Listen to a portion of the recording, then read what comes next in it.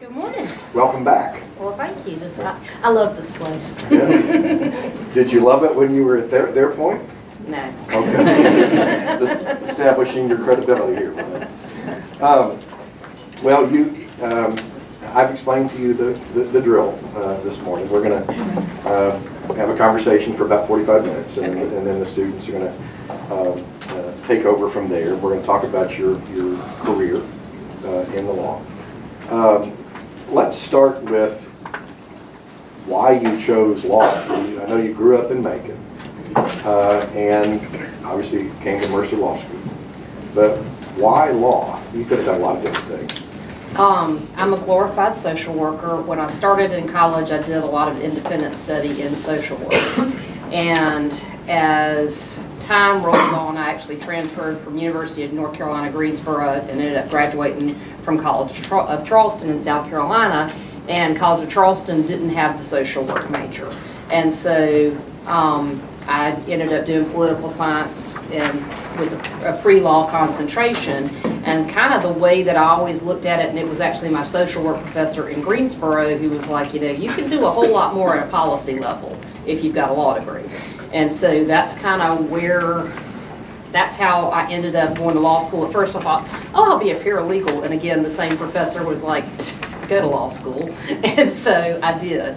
And I was all set to go to University of South Carolina for law school. I had my apartment, and I was 3 weeks out from school. I came home for the weekend, and I was like, I cannot spend 3 years of my life in Columbia, South Carolina. I'm coming home. And honestly, it was the best decision I ever made.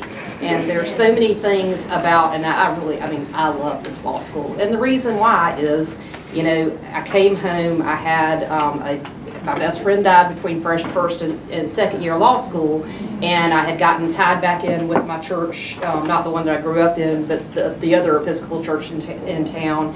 And so there were just so many reasons why being at Mercer ended up being so important in my life. I met my husband when we were clerking at the U.S. Attorney's Office, summer between, my second and third year. He was between first and second. And we knew each other for 2 months and got engaged. But we're still married 25 years later, so I guess it worked. So far, so good. But I mean, you know, I have a job that I hope you can tell I obviously love my job. And, you know, there's so many things. Sitting at this stage, your work-life balance, you may not be thinking about that. You may not be thinking, oh, that's important, but it's like the most important thing, because if you're going to leave your kids in daycare and go to work, you need to love what you're doing. And so, you know, never ever discount the work-life balance. It will make you a much more fulfilled person. I guess I should get on top now. You saw that. I want to talk to you about your time here at Mercer. And any particular memories of your time in law school, particular professors, experiences, classmates, other than your husband, that you remember being important to your professional development? Yes, I had Christopher Wells was my advisor and my small section leader when I first came to law school, and he ended up being a great mentor to me through the years. Still really like him. He's retired now.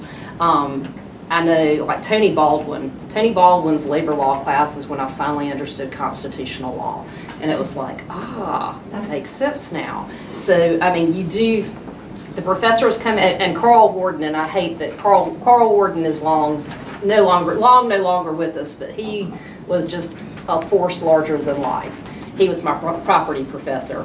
So, and then Joe Claxton too. So a lot of them, they've all retired, and some of them are no longer with us, but anyway, I had some great ones, but I would say Tony Baldwin probably the most, because it was the first time I went, oh, I understand constitutional law.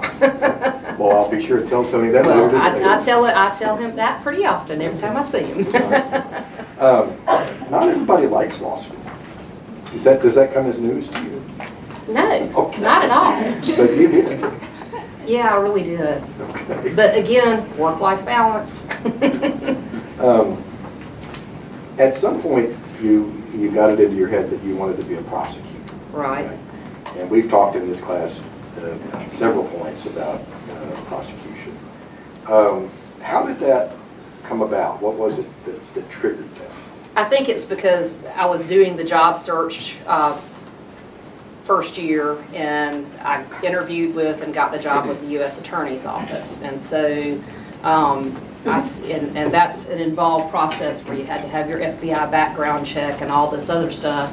But worked there, and I worked on a really interesting drug RICO case that actually had a murder, and it was like the first time they were seeking the death penalty in this district, and it was just a very interesting case, and that's kind of where I got bitten. And then my third year, we had it was more of a class than just a practicum that I took in criminal law, and I ended up interning with D. Sims at the DA's office in Howard, who's now a judge, is her husband.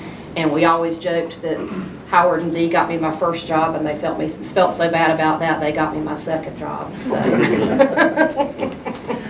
Well, that's how. I want to talk to you about your first job here in a minute, but what did law school do really to prepare you for what you did have done? And what did we not prepare you for? Well, law school is about kind of tearing down the way that you used to think and building it up in the legal mindset. And I would say that I don't think that law school necessarily practically prepares you for being a trial lawyer, for being a lawyer, but it's a very necessary step to be able to think like a lawyer. And so I think we do a better job with the legal writing certificate now. I think, you have a lot more trial practice opportunities and that type of thing. And they weren't there when I was coming through. And so I think we're better at it. But, I understand that you've got to go through this kind of reworking of your mindset to be able to think like a lawyer. So. Well, and experiential learning is completely different from when you went to law school, and certainly when I went to law school. Yeah. The opportunities are so great now. Mm-hmm. I agree. Well, tell us about that first job, and I want to know, of course, what you did, what surprised you when you first started doing it, and what you liked and didn't like about it. Okay. Well, I did child support enforcement. I was an assistant district attorney assigned to the child support enforcement unit, and which was a statewide agency. And it was very interesting. It was Department of Human Services, or what would be now DFACS, was kind of our umbrella. So people who were receiving money through DFACS, receiving DFACS services, basically what we would do is go after the non-custodial parent for child support and establish paternity, establish child support, and start collecting child support to either pay back the state for the funds that were being expended on the children through DFACS, or private citizens could come in, make the application, and the money would go straight to the private citizen. So. First death threat, only death threat. Can you describe a typical case? In child support? Right. Gosh, it's been a long time, but yeah, essentially you would come in, we would start by filing a petition to establish a paternity, and then in conjunction with that, file a petition for child support. And then we would go to court. The judge would order the defendant to go get the paternity test, which at that time was buccal swab. I think it may have even been blood when I first started. But anyway, and then what we would do is establish the child support. You would get I'm trying to say it. You would garnish their wages, is what I'm trying to say. And then if they weren't paying, we also went back and enforced back child support. And so I had one case where the guy they had 3 children, the guy had skipped town to Texas, he owed $40,000 in child support. And so I went and I talked to one of my bosses, and got him to agree that he would, that they would expend the funds to extradite the guy back from Texas. And so we got him back here. He actually ended up paying like a lump sum of $20,000. I think he had wealthy parents to begin with, and then he got kind of back on track paying support for the kids. And what was so interesting is she thanked me, and then a couple of years later I ran into him. He was like, "Thank you so much. You brought me back in my children's life." Well, that's So, I mean, so that was pretty great, but it was a pretty thankless job. And so I was more than thrilled when Otis Scarberry was my boss for 16 years. And his boss was retiring, so he ran for it, for Solicitor General of Bibb County, and won that summer and hired me. We interviewed, and he's like, "Yes, as soon as I take office in January, I want you to be my assistant solicitor." So I immediately got pregnant. Let's step back. Just a couple more things about the child support enforcement. First of all, the death threat, I can't let that go. Yeah, this guy was not happy with me, because when you're messing with kids and money, yeah, Okay. yeah. And He did, I mean, he got to spend some jail time. It was fine, it was fine, but that was the only time. I mean, it was just a thankless job. Okay. You could not make anybody happy. All right, so that takes care of my next question, which is what you didn't like about it. That you could not make anybody happy. Okay. Well, then you moved to the Solicitor General's office. Yes. All right. Tell the students what that office does. Okay. You know, they read a little bit about it in your bio, but most of them will not really be familiar with the particular scope of that office's work. Yeah. Okay, so a Solicitor General's office, we prosecute everything that is not a felony, which is a whole lot of crime. And so we do everything from speeding tickets, DUI, we prosecuted municipal court here in Macon, and all that low-level stuff, to very, very serious domestic violence offenses, thefts up to $1,500, theft by shoplifting up to $500. We've done code enforcement over the years. I mean, you name it, we do it. So pretty much if it's not something that's going to be punishable by a year or more in the penitentiary, it's mine. Well, you spent a number of years working on domestic violence. Absolutely. Talk to us about that, and why you chose to do that, and then what it was like to do that kind of work. Well, again, I'm a glorified social worker, and kind of the way that things just happened is I had a coworker who was very interested in the very technical nature of DUI prosecution. That makes my eyeballs bleed. Give me a person's crime any day of the week. And so he handled all the DUI, and I handled all the person's crimes and thefts and everything else. And so that's really how it started. But I don't know. I mean, I'm all about people.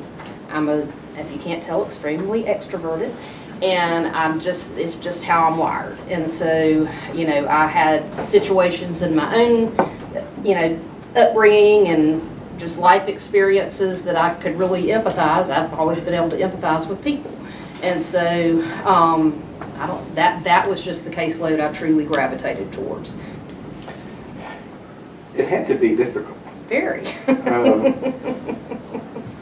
Is there a typical case? Is there, you know, but let's get a real feel here for what you were doing. Well, okay, so domestic violence, I would say at least 80% of the time I would have a victim who would call me up and say, "It didn't happen, he's a good daddy."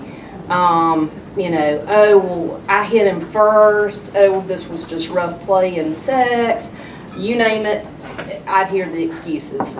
I mean, but you're dealing with people with victims who may or may not have children with their batterer, and they are a lot of times very, very financially dependent on their batterer.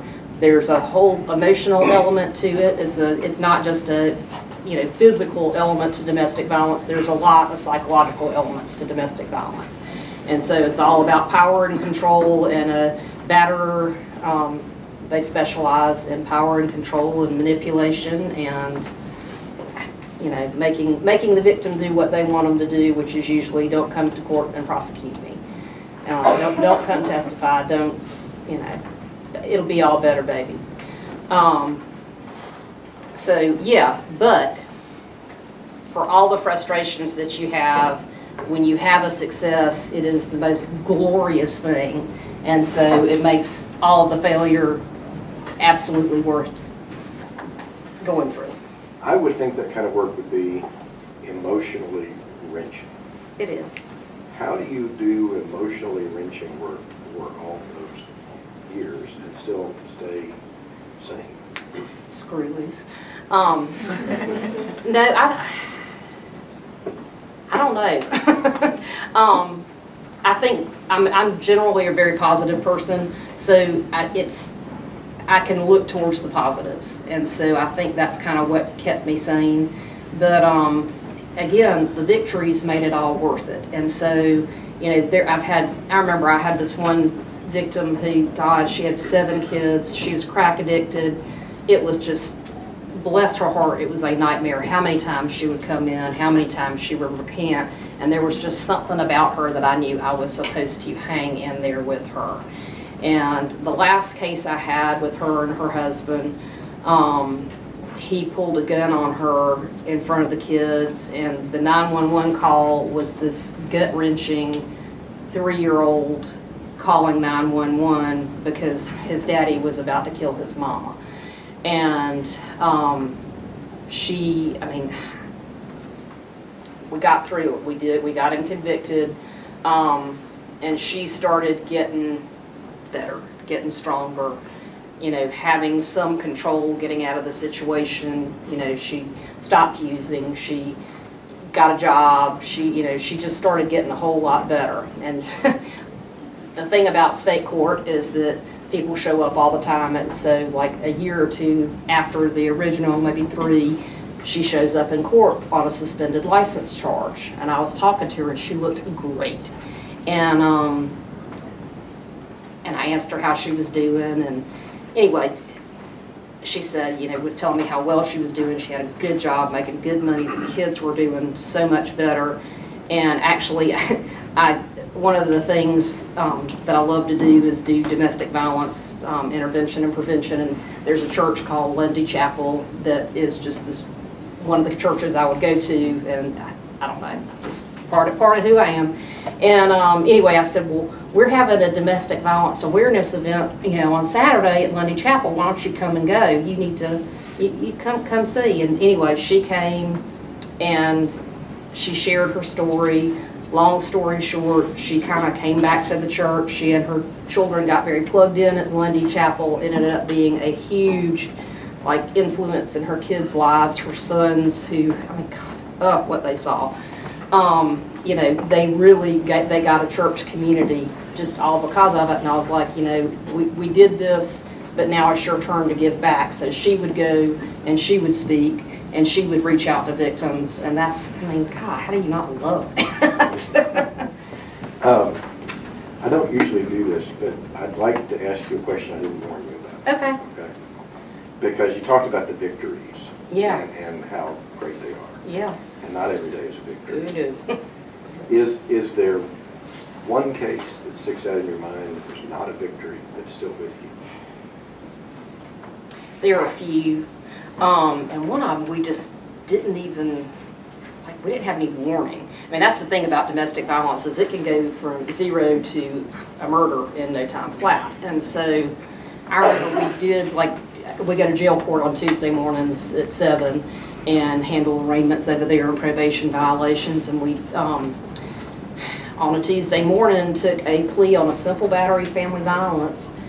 And just didn't think anything of it. And the guy got out and he went around to, she was at the, at a beauty school in Beaconsfield Kroger, and he walked in the business, shot her and killed her, and walked around the side of of the building and shot and killed himself, and it was just, how did we miss this? And I've had others that have murdered their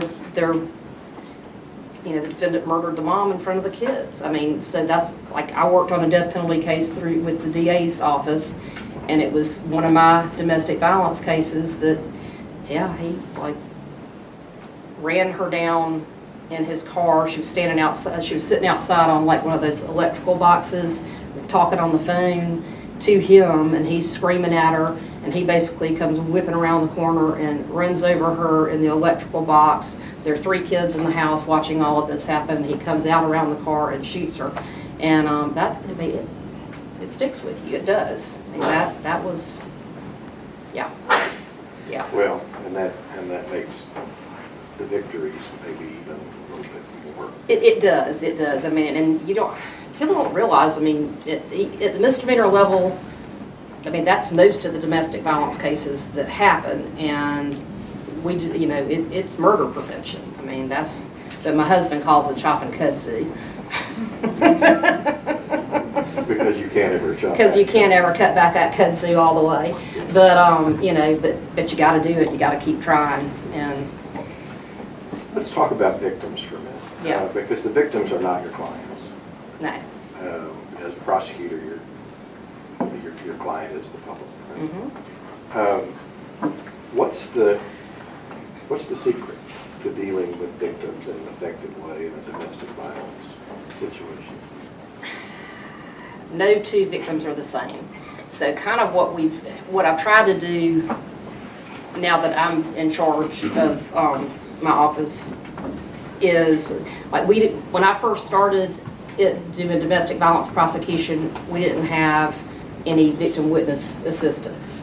We didn't have a secretly located shelter for domestic violence victims. If I had somebody who needed to be sheltered, they had to go to Houston County, or they had to go to Milledgeville or Dublin. And so a lot of it is building the tools to help you help people. And so, and you want me to talk about Safe House now, or do you want me to? Well, I think this is a good time to, Okay. because it's interesting about this, among other things, is that the breadth of this is not what you think of as a lawyer's responsibility. So the social worker in you is coming. Glorified social worker, yes. But I mean, your client, your victims have got to have some resources, or they don't stand a chance of getting out of the situation. And so, back, like, I started in the solicitor's office in 1997, and we didn't have a domestic violence shelter. We barely had any kind of program to get temporary protective orders. I mean, we were really, really, really resource scarce in Bibb County. And so the flood of 1996, which is probably before or at the time that y'all were probably born, basically there was a lot of federal money that came in. We had $125,000 of leftover flood money.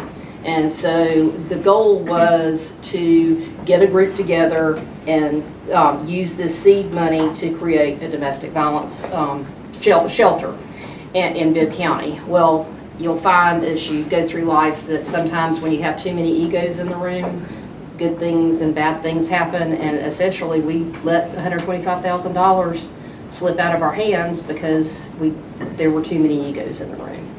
And that made me nuts. And so myself, my friend Sally McLemore, and Dee Sims, we were all on that committee and all really frustrated. And Sally and myself especially were, we're going to figure out how to do this. And so we did. And Sally was the development director for Salvation Army. I was heavily involved in the Junior League of Macon at the time. I go to Christ Episcopal Church downtown. I got people.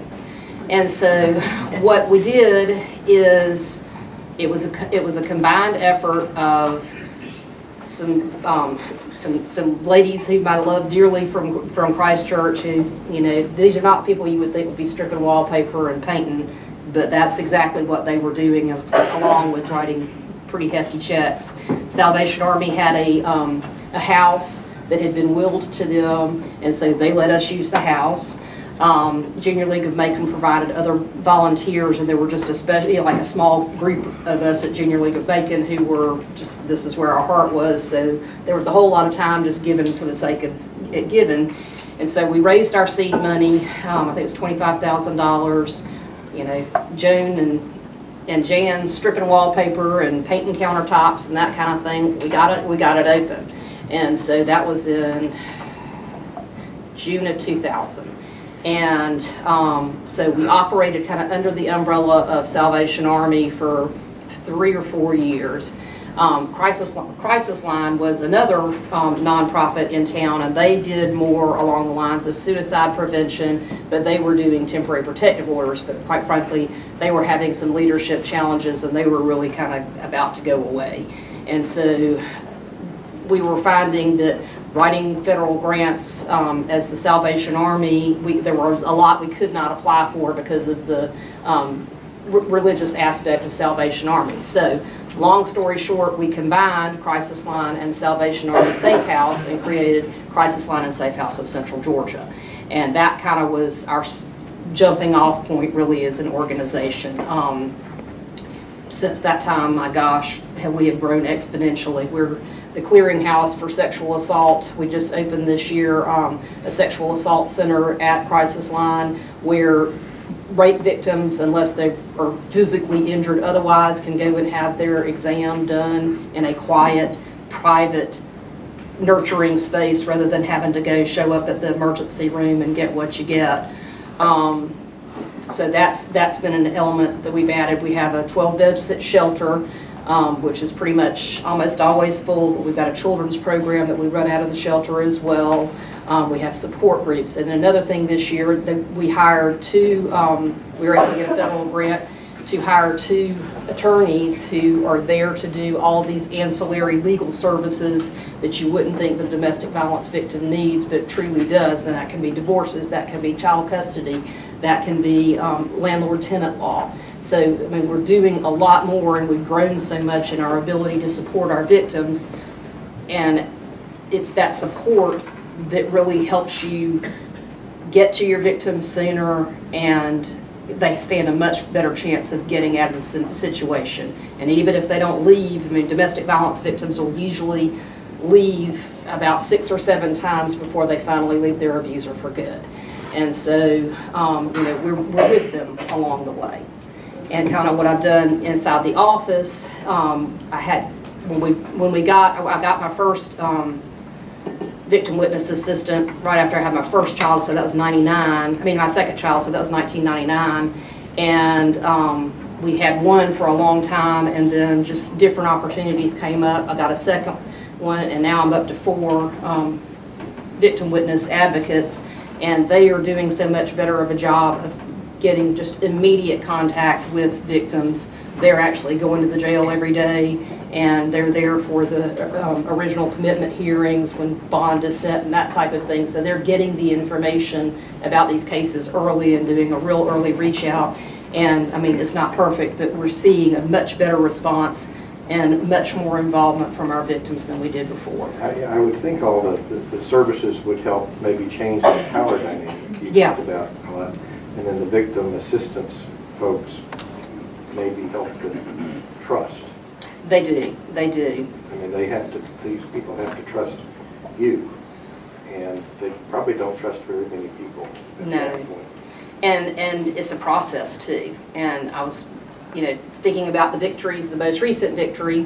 One of my assistant solicitors had been working with this one victim, and basically every time it was time to come to court, she would say, "Oh, I got to go to the emergency room. Oh, I can't."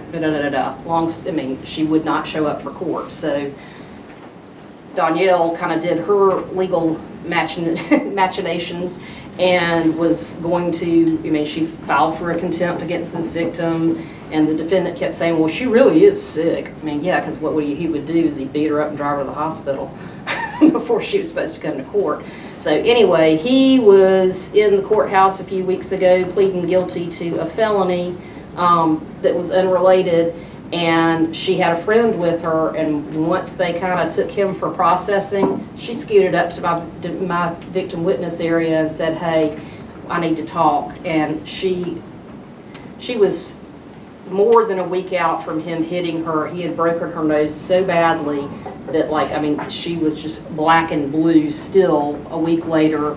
And we were able to get, and always rely on your friends and make sure you know a few doctors. But I mean, I was able to get one of my ENT friends. I called his office. They got her in there. Sure enough, the nose was broken. Thank goodness it didn't need surgery. But I mean, she knew enough to trust my people, and that was amazing to me. And so he got arrested on an aggravated stalking and an aggravated battery for the broken nose. And kind of her feeling that safeness, she actually came to trial. We'd scheduled it out, you know, a week or two. She came to trial. She testified. She was terrified, but she knew enough to reach out to us, and that's huge. And he was convicted, and Judge Hanson gave him a year in jail. And the great thing is that he came off the bench and, you know, came out into the lobby after it was all over and said, "I want you to know you're a hero, and I'm so proud of you." And it was that guy, for my assistant solicitor and my victim witness person, that was just worth every bit of frustration, that right there. So. Well, time came when you decided to become the boss. Yep. And run for the office yourself when Otis retired. Yep. Tell us about that decision and about running for public office. Well, when Otis was retiring, I mean, he had had me doing the budget and stuff. I mean, he had been training me for at least 5 years before he was going to retire, because he knew I wanted it, and he knew I like administrative stuff, and so, you know, I ran with his full support. He announced me, you know, as this is my choice. I want y'all to respect it, and I was able to run unopposed, which was great. I had actually run for a civil and magistrate court judge back in 2006, and that was an uphill battle, but oh my gosh, that was fun. And that's like, just being out running a campaign is so much fun, because there's so much good that goes on in this community that nobody knows is going on, and until you're out there in little bitty churches and little bitty community centers, you don't know what's happening. And I mean, running for office is great. Screw these. Not everybody would say that. But I mean, because you learn so much about your community, and so I mean, I loved it.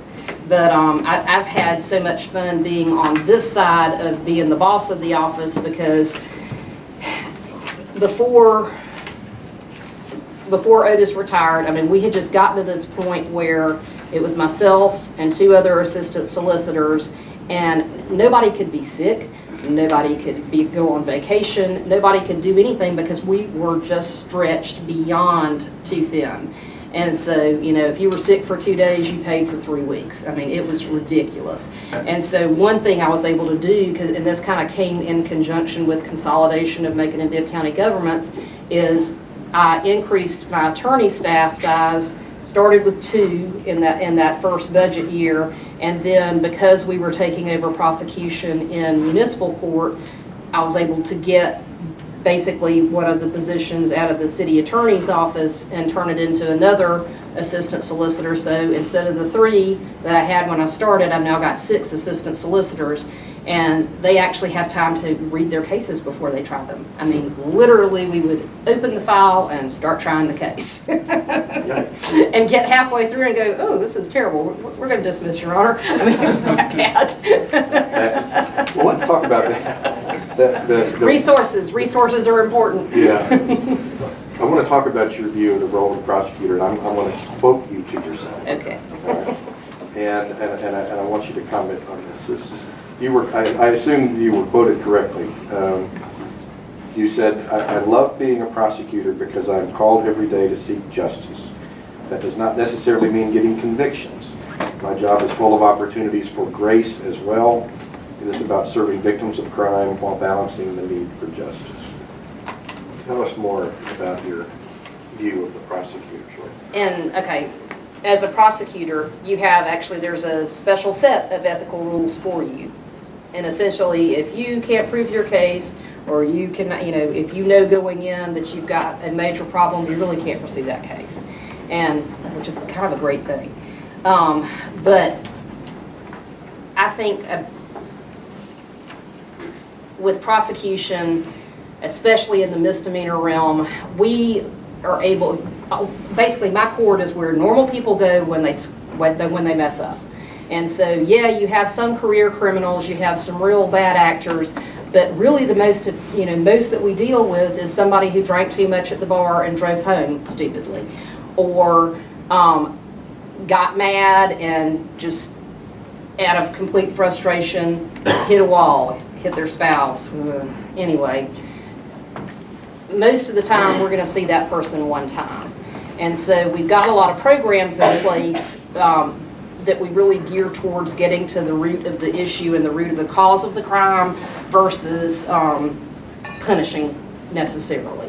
So we have a domestic violence program that we do as a pretrial diversion, and this has been operating since like 1989. But basically we have a group therapy session that we do through our probation office. The guys meet once a week for an hour and a half a week, and it's dealing with how to better manage your frustrations. And it kind of, that group stays together the entire 9 weeks, so it can really end up being very tailored to what their individual needs are, be it substance abuse, be it dealing with job frustration, all kinds of things that can go play into a domestic violence situation. So we've got that.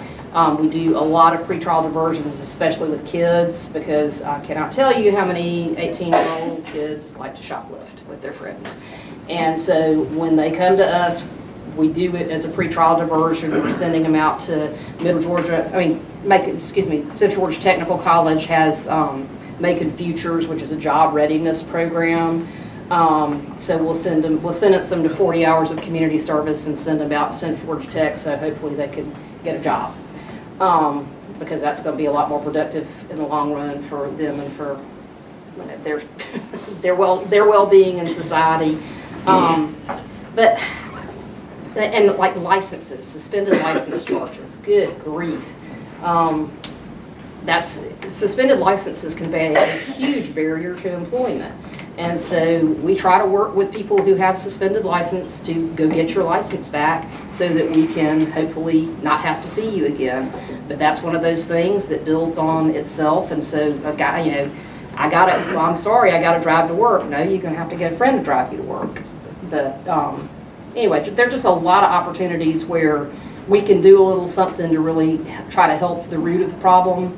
And if we can do that, then I'd much rather do it that way. But don't worry, if you're a truly bad actor, I will I will find a way to punish you.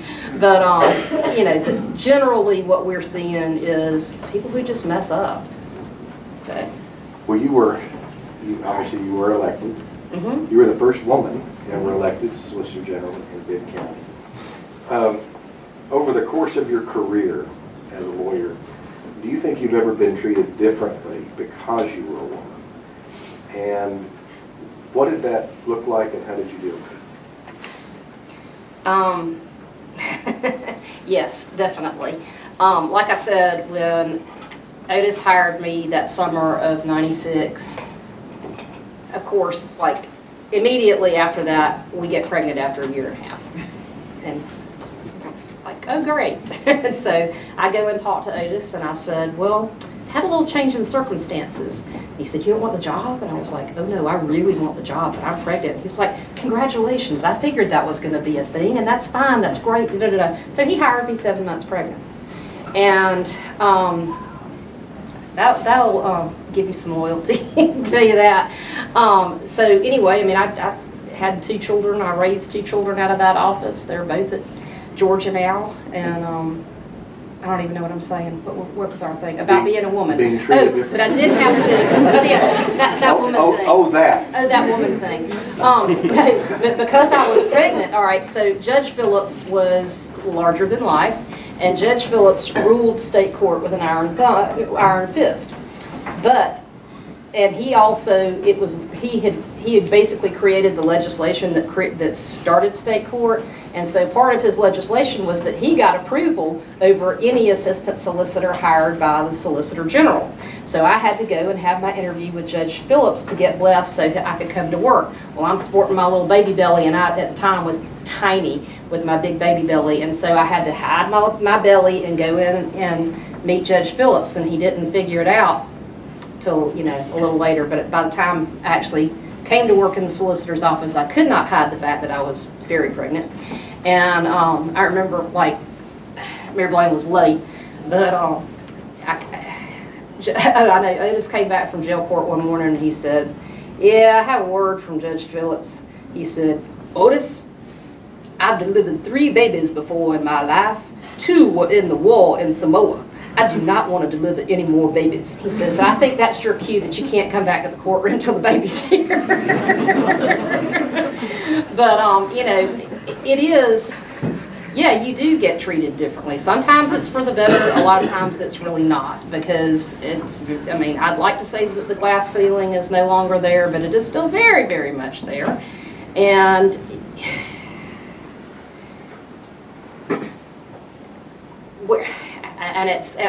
I'm not poor meing at all, but I mean, it's kind of frustrating when you've got to be able to do everything backwards and in high heels, and 10 times better than your male counterpart, sorry guys, because you're a woman. I mean, it's still a reality. Now, I will say that it's a whole lot better than it was when I came along. You know, my assistants make fun of me, and even my chief assistant, who's older than I am, makes fun of me because I still wear pantyhose and skirt suits. And I was like, I was raised by Judge Phillips. I don't wear pantyhose and skirt suits. But, I mean, yeah, there is still a barrier. I mean, there is. Well, and you know, you deal with it in part by just being better at what you do. Yeah. Are there other things, other ways to deal with being treated differently? You can't, I mean, I'm not shy. I'm not going to be, I'm just going to do my thing. I don't know. I mean, it may be that I don't get X, Y, or Z, or I don't get, you know, the promotion or whatever. I don't know, but I mean, it's, you can't, I guess, I think as a female, you just can't let it worry you that much. You just got to do the best you can possibly do. And yes, you're, you know, traveling backwards in high heels, but I mean, I still think that there are things about being a woman in this business that it makes it better. It makes me more empathetic towards my victims. It makes me, I mean, I think I'm empathetic towards my assistant solicitors. I've got one who's pregnant right now, and I don't think I've been as excited about a baby since I had my own.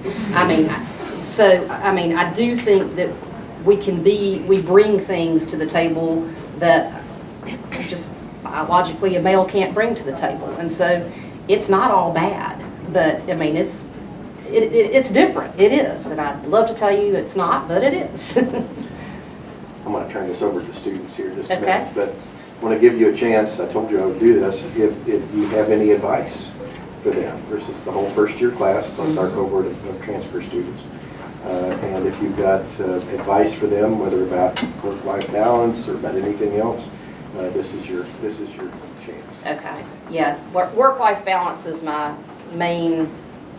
It's just how I mean, it's the best way to operate in the world, because life is long, life is hard. You're going to have successes and you're going to have big old failures too. And so you need to make sure that you've got people around you supporting you, and you need to be supporting those around you. You as a class need to support each other. These are, I mean, it's hard. And if you need help, you need to ask for help. There's, I mean, from a wellness standpoint, I mean, we had one of my classmates who was on law review killed himself our third year. I mean, so don't be alone. Make sure that you reach out, that you get help, that you talk to each other, that you're looking out for each other. Because again, life is long and hard. And you think, oh, well, that's not going to happen to me. Well, I sure didn't think my best friend was going to die at 22 between first and second year. So, I mean, if you've got the people around you, if you've got your support system, you're going to stand a much better chance of getting through the ups and the downs and the bumps and the bruises than if you try to be a solo island. But yeah, work-life balance, you need to study, you need to do a good job, but you also need to go out running or go, you know, have lunch with your friend or coffee with your friend. You don't make everything about law school be just this tunnel vision of the books, the books, the books, the books, because they're not going to matter in 3 years. What is going to matter is your environment and your ability to cope and your ability to, yeah, you've got to do the work. Yes, you've got to do well so that you can get a job. But, I mean, but remember your work-life balance. Don't become so tunnel visioned. I remember one of my friends that was in my small section, I think by the end of first year, I looked at him and was like, Jonathan, you have got to chill. And he, to this day, says to me, you're my favorite person, and that's why, and I swear to goodness, me, you know, getting up in his face and telling him to calm down and chill out, he'll tell me to this day that it was, like, very important. Good advice at the moment. What questions do you all have for Rebecca Grice this morning? Yes, ma'am. Hi, thanks for coming in today. My name's Madison. Hey. This is kind of like stemming from like a societal problem that like I feel aware of, but I kind of saw it reflected in what you were talking about with the guy that broke the woman's nose and then you guys got him put away. You said the judge gave him a year. Mm-hmm. And do you feel like that's enough time? Do you feel like victims feel like that's enough time to serve? And like, I mean, what are the rates of like reincidents with that sort of thing? And I will say that what it's going to do is provide her with some like time not to have to worry about looking around the corner every day, and so it'll give her some time to start trying to rebuild herself. Mm-hmm. Because, you know, domestic violence doesn't necessarily happen in a vacuum, and it doesn't. I mean, I have it happen with, you know, doctor and lawyer couple friends that it knows no socioeconomic boundaries. So, you know, keep that in mind, but it's also mainly what's going to happen there is that she's going to get a little time to breathe and to sleep and to try to rebuild herself. Now he's going to have, he's got felony charges too, and so that's going to carry like probably 5 to 15, I think, just depending. So, you know, on the felony level, yes, he may get some actual time. Misdemeanor, the most you can be punished with is 12 months in jail, $1,000 fine. If it's a misdemeanor of a high and aggravated nature, then it would be up to a $5,000 fine. But I mean, the reality is that we don't, I mean, just the nature of our charges does not give us any more than a year. So for him to get a year was huge. Yes, ma'am. Good morning. Hey. Do you get many cases where the woman is the aggressor, and how are those cases handled? Not statistically, no. Much more so now than even when I started prosecuting, and I think that I kind of think our culture is more violent, and I think that's, I mean, I think that's really why. And for them, we send them to Family Counseling Center for counseling if we're going to do it as a pretrial diversion. Sometimes it can be a domestic violence victim that just finally had enough. And so, again, like if we're going to do Family Counseling Center or do some type of program or send them now to the Counseling Center at Crisis Line and Safe House, sometimes they can deal with the underlying issues of she's trying to get out of an abusive relationship, she finally had enough, you know, that might have been the root. But I mean, yeah, there are some mean people out there, and there are mean women too, don't get me wrong. It's just statistically, it's more male than female. Yes, ma'am. Hi, sorry, way in the back. So you were the assistant solicitor, like you said, for 16 years. Yeah. And now you're just Solicitor General. You just won the award for Solicitor General of the Year. Yeah. Congratulations. Thank you. Where do you see your career going in the next 10 years? I don't know. I could be either really, really happy staying right where I am.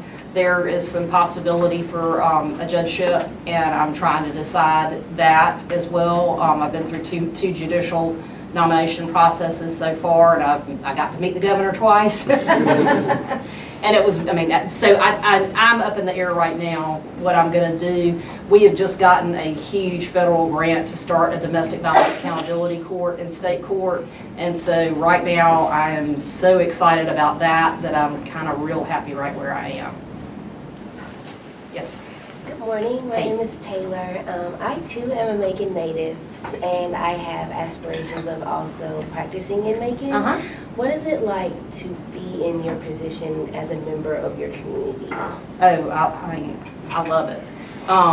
It depends on, okay, and the great thing about the law is that you can be, I mean, there are just so many different areas of the law that you can practice. So for me, yes, prosecution is key. I love it, you know, and so much of my community service work very much ties into what I do as a prosecutor. It's always been, even when I was on Children's Hospital Board and that kind of stuff, my Crescent House work, that type of stuff, all kind of always tied back into my job and getting better services for my victims.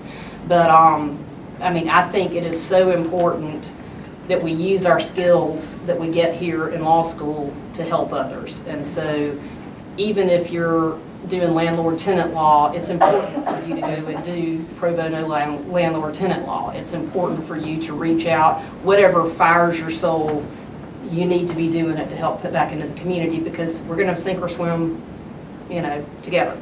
So, yes, ma'am. Hi, you touched on how important it is to you about work-life balance. Yeah. Could you speak to what it was like to be in the solicitor's office and have 2 young children? I was lucky, and I know I was lucky, but you better believe I was loyal too. I was so loyal to Otis, and I adore him. But yeah, it's not easy. I mean, it's not.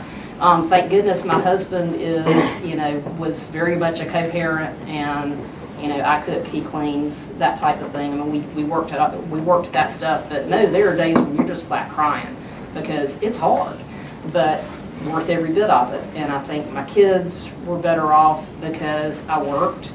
I think they got to see a much more positive view of me, and I'm sure there were times, I remember when I was running for Solicitor General, I came home, my son was probably about 12 at the time. I walk in the door, do you know what time it is? So this is how it's going to be now.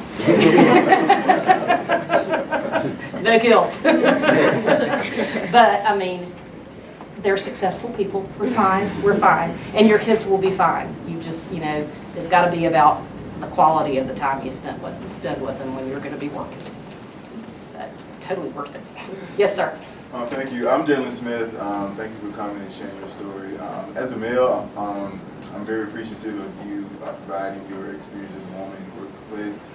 Could you provide any specific examples of what you alluded to earlier when you stated that your experience as a woman has helped you to better look at a situation in a way that your male peers may not be able to? Yeah, actually I had a comment from one of my, we have 5 contract attorneys that do all the appointed work in state court, and I've worked with 3 of them for 12 years. I think they've had that. So these are the defense ones? These are the defense attorneys, and I see them every Friday, and we're all very good friends. And when I made the comment the other day, well, you're just everybody's mama, aren't you? And I was like, yeah, I kind of am. But I mean,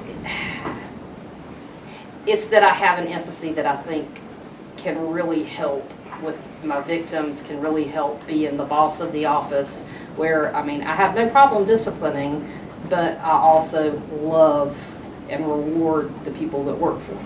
So I feel like it makes me a better boss, and I feel like it made me a better prosecutor because I was just able to bring that empathy element to it. I mean, and that's just inherent in me. Again, I was born everybody's mama, so it's just, that's who I am. And not all females are that, but for me, because of the way that I view the world, because of the empathy element, I feel like it makes me better as a boss. I feel like it makes me better as a prosecutor and looking out for victims. That makes sense? It does. Okay. What other questions do you have? Yes, Oh, ma'am. Yes, ma'am. You've spoken a lot about empathy, and I know that there's all types of attorneys who want to be different things. And you've spoke about it a lot in the context of being a prosecutor and working with victims.